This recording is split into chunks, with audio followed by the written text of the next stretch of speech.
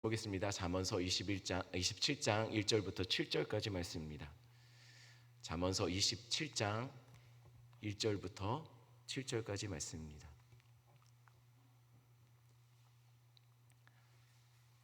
저와 한 절씩 교독하겠습니다. 제가 먼저 읽습니다. 너는 내일 일을 자랑하지 말라. 하루 동안에 무슨 일이 일어날는지 내가 알 수 없음이니라.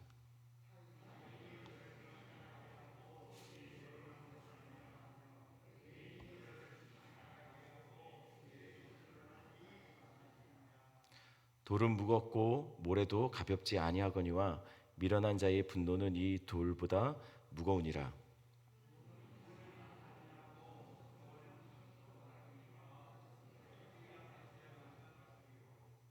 면책은 숨은 사랑보다 나으니라.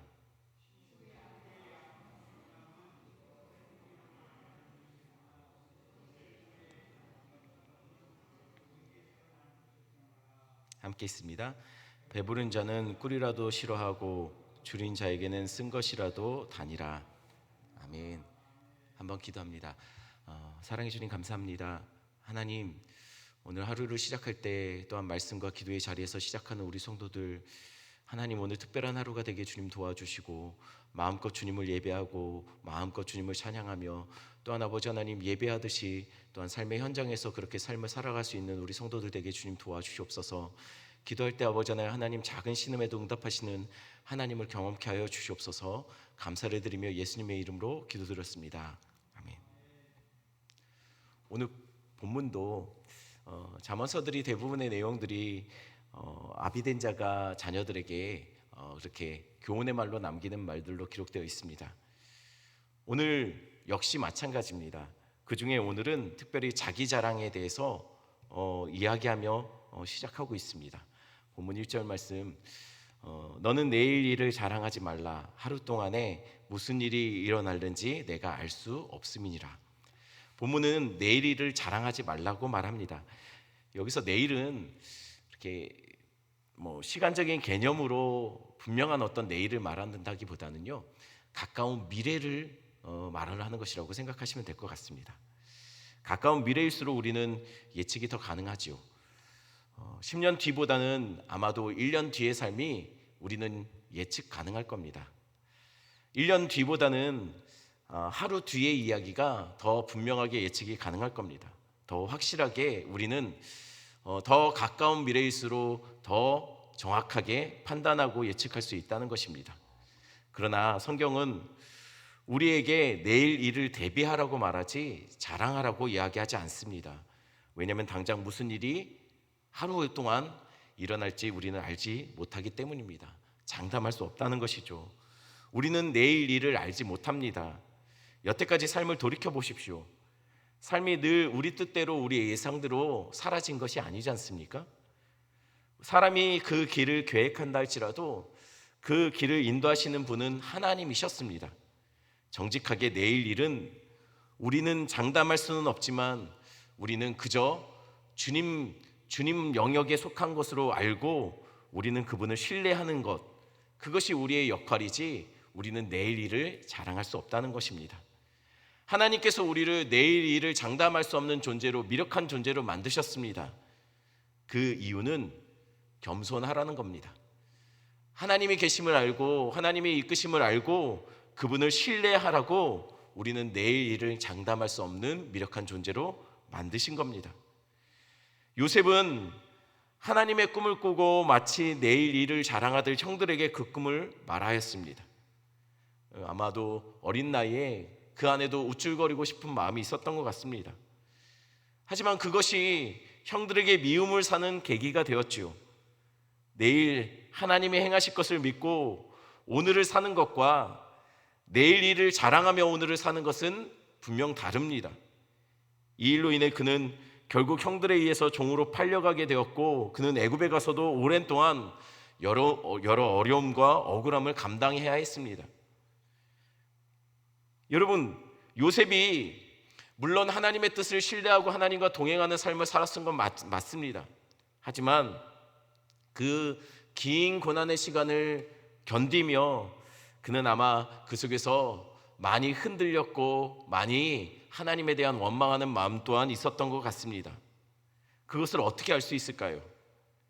그 후에 애굽에서 총리가 된 후 그는 아들을 낳았는데 그 장남의 이름을 므낫세라고 짓습니다. 그 이름의 뜻이 다 잊었다라는 뜻이에요.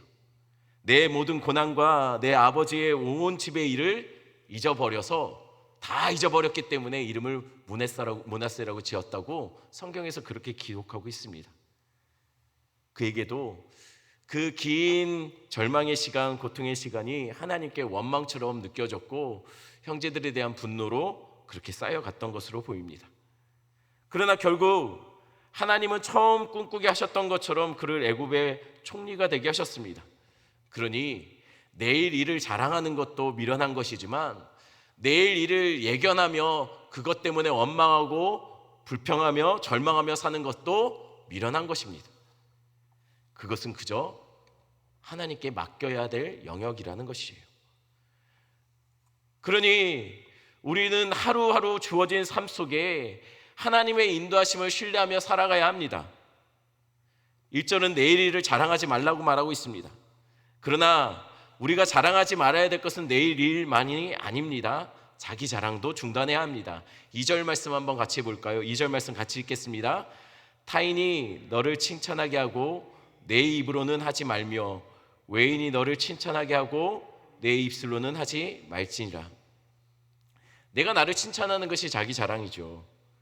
이건 교만과 인정받고 싶고 자기가 높아지려는 마음에서 시작된 것입니다. 그런데 혹시 우리 주변에서 자기 자랑을 너무 쉽게 하는 사람들 혹시 여러분들 떠오르는 사람 있습니까? 어떤가요? 그런 사람들을 대할 때마다 여러분들 마음이 어떠십니까? 불편하지 않습니까?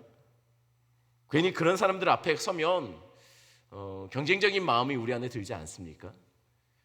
괜히 그 사람의 그런 이야기를 듣고 있으면 괜히 내가 굉장히 깔아뭉개지는 것 같고 밟히는 것 같은 느낌이 들지 않냐는 거예요. 그래서 나도 모르게 그 사람에 대한 단점을 더 부각시켜 보게 되고 그렇지 않냐는 것이죠. 제 주변에도 자기의 자랑에 대해서 익숙하게 하는 사람, 그런 사람을 떠올리면 별로 그 사람은 주변에 친구가 없었던 것 같아요. 그래서 늘 인정받고 싶고 늘 경쟁하려고 하고 그런 모습을 보게 됩니다. 사람들은 자기 자랑을 하는 사람을 별로 좋아하지 않습니다. 자기 자랑에 익숙한 사람이 주변에 있으면 적이 많습니다.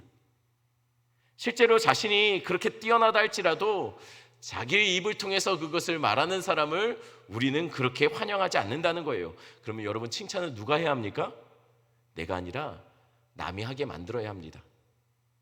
하나님께서 아브라함에게 약속하신 것이 있었어요. 그것이 무엇이냐면 그건 너를 축복하는 자에게 내가 축복하고 너를 저주하는 자에게 내가 저주하겠다라고 말씀하셨습니다.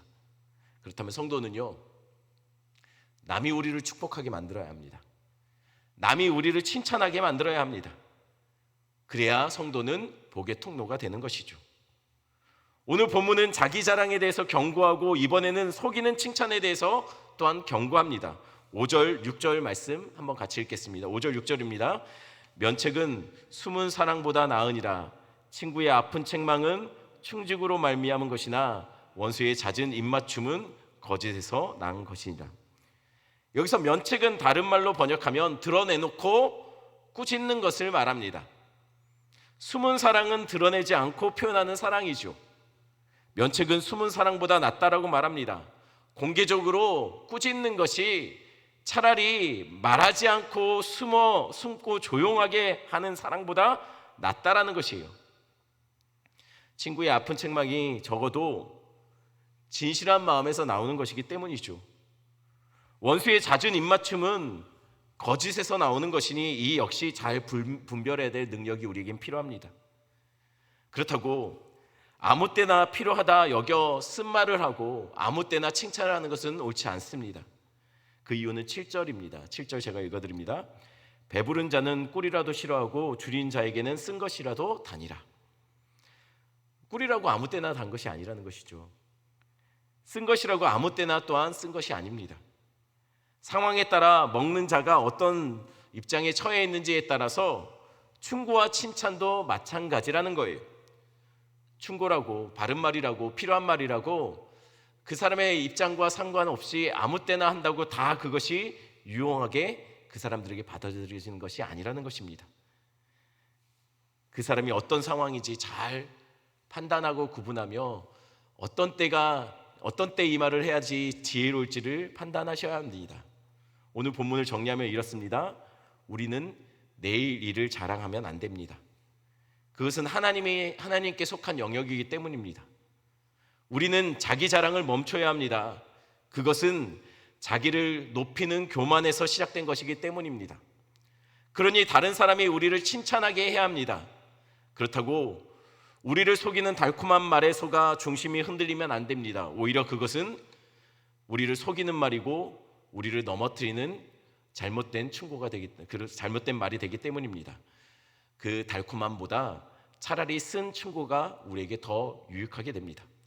그럼 어떻게 하면 우리는 자기 자랑과 속이는 달콤한 칭찬에서 안전하게 우리는 그 모든 그런 시도들에서부터 우리를 지킬 수 있을까요?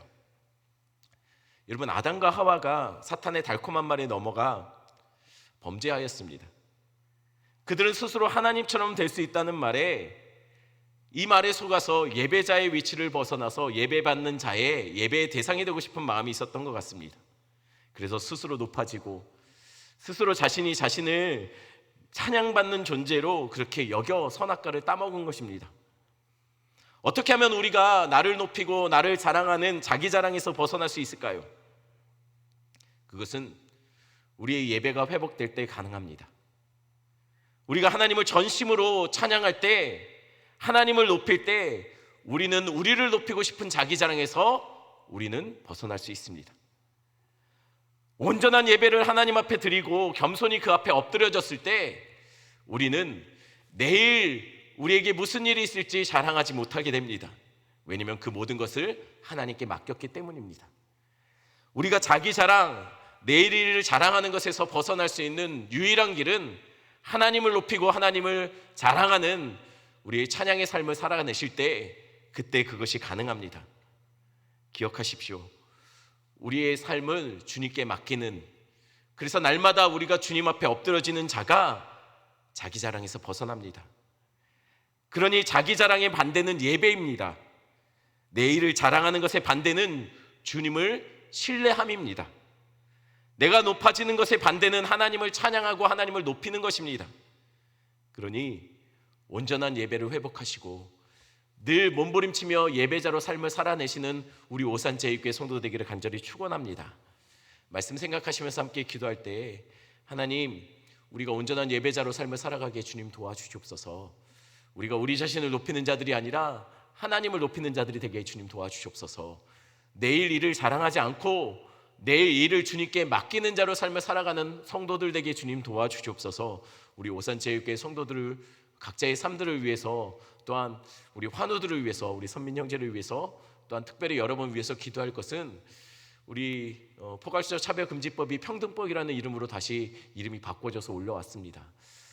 이것에 포함되어 있는 독소조항들이 동성애, 동선혼 등을 포함한 여러 가지 악법들이 그 안에서 함께 통과되지 않도록 하나님께서 막아주시고 하나님께서 이 땅이 하나님을 두려워하는 민족 되게 해달라고 위해서 함께 기도해 주시고 앞에 화면에 띄어진 기도 제목 가지고 기도하시다가 자유롭게 돌아가시면 되겠습니다. 함께 기도하겠습니다. 사랑해 주님,